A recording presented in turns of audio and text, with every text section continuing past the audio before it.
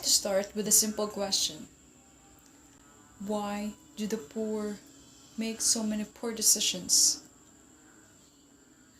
I know it's a harsh question, but take a look at the data.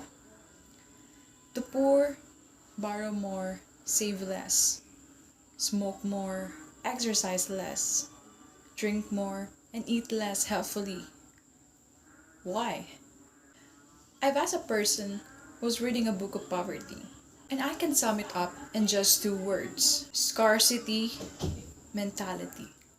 It turns out that people behave differently when they perceive a thing to be scarce, whether it's not enough time, money, or food. You all know this feeling when you've got too much to do, or when you've put off breaking for lunch, and your blood sugar takes a dive, and this narrows your focus to your immediate lock, to the sandwich you've got to have now, the meeting that's starting in 5 minutes, or the bills that have to be paid tomorrow. So, the long-term perspective goes out the window. You could compare it to a new computer that's running 10 heavy programs at once. It gets slower and slower, making errors. Eventually, it freezes, not because it's a bad computer, but it has too much to do at once. The poor have the same problem. They're not making dumb decisions because they are dumb, but because they're living in a context in which anyone would make dumb decisions. So suddenly, I understood why so many of our anti-poverty programs don't work. Investment of education, for example, are often completely ineffective. Poverty is not a lack of knowledge. A recent analysis of 201 studies on the effectiveness of money management training come to the conclusion that it has almost no effect at all. Now, don't get me wrong. This is not to say the poor don't learn anything. They can come out wiser for sure, but it's not enough. We could help the poor with their paperworks or send them a text message to remind them to pay their bills. This type of solution is hugely popular with modern politicians, mostly because, well, they cost next to nothing. These solutions are, I think, as a symbol of this era, in which we so often treat the symptoms but ignore the underlying cause. So, I wonder, why don't we just change the context in which the poor live? Or going back to our computer analogy. Or going back to our computer analogy. Why keep tinkering around with the software when we can easily solve the problem by installing some extra memory instead? When it comes to poverty, you, the rich, should stop pretending you know the best. You should stop sending shoes and teddy bears to the poor or to people we have never met. And you should get rid of the vast industry of paternalistic bureaucrats. When we could simply hand over their salaries to the poor they're supposed to help. Because, the great thing about money is that people can use it to buy things they need, instead of things that self-appointed experts think they need. Just imagine how many brilliant scientists and entrepreneurs and writers imagine how much energy and talent we could unleash if we got rid of poverty once for all. And we can't afford not to do it because poverty is hugely expensive. Just look at the cost of child poverty in the Philippines. For example, 150 million additional children plunged into poverty. In terms of higher healthcare spending, higher dropout rates, and more crime. Now, this is an incredible waste of human potential. But let's talk about the elephant in the room. How could we ever afford a basic income guarantee? Well, it's actually a lot cheaper than you may think. I really believe that the time has come for radical new ideas. And basic income is so much more than just another policy. It is also a complete rethink of what work actually is. And in that sense, it will not only free the poor. It will not only free the poor, but also the rest of us.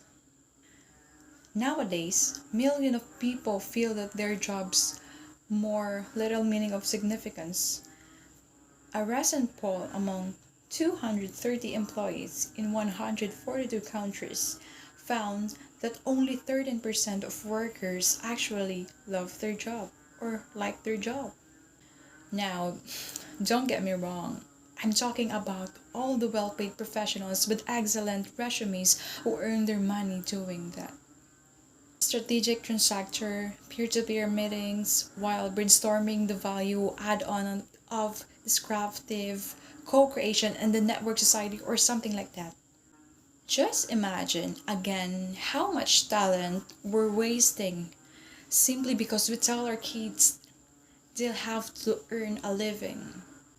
The best minds of my generation or are thinking about how to make people click ads.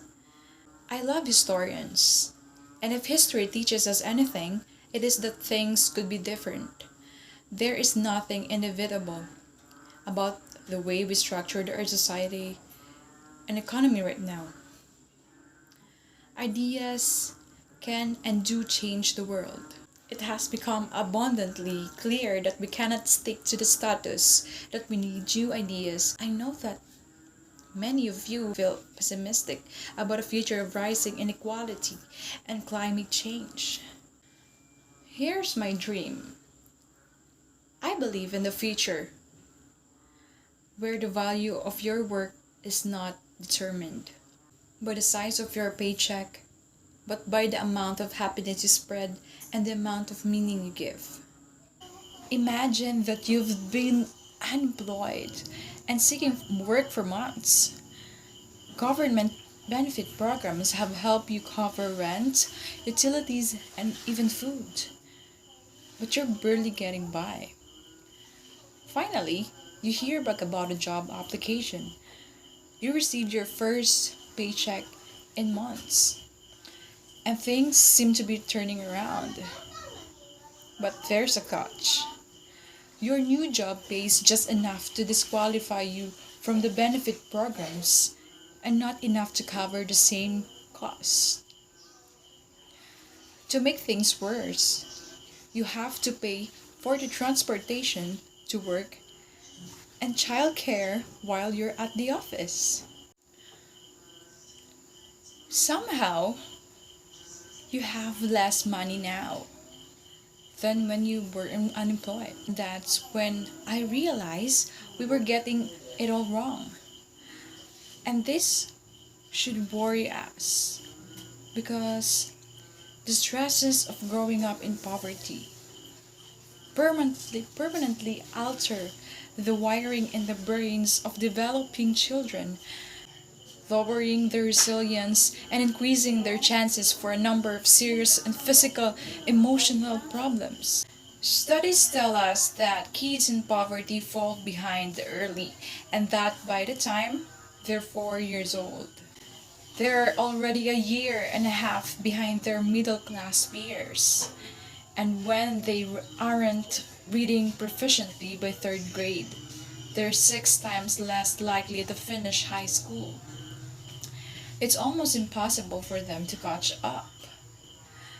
I believe that there are main ways we're getting things wrong. First, we've relegated poverty, work to the realm of the heart, to the Mother Teresas, to the do-gooders, to the churches, and to the charities. I believe in a future where the point of education is not to prepare you for another useless job, but for a life well lived. I believe in the future where an existence without poverty is not privilege, but a right we all deserve. So here we are. We've got the research, we've got all the evidence, and we've got the means. Now, more than 500 years after Thomas More first brought about a basic income, and 100 years after George Orwell discovered the true nature of poverty, we all need to change our worldview, because poverty is not a lack of character. Poverty is lack of cash. Thank you.